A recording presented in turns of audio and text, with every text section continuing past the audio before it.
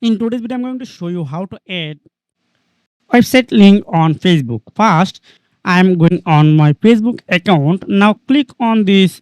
You can see three dot menu and go your profile. Then you need to click on the edit profile, scroll down, and again click on edit option.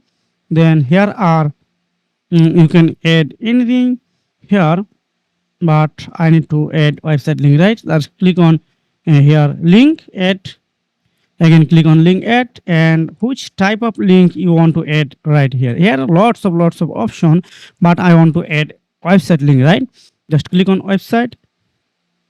Then again here are paste your website link, or mm, so I type abc.com. Example purpose, this is my website address. If I want to click on save, wow, it's save on my account. If I go back right now, then you can see this is already added on my profile. So this is a method how you can add website link on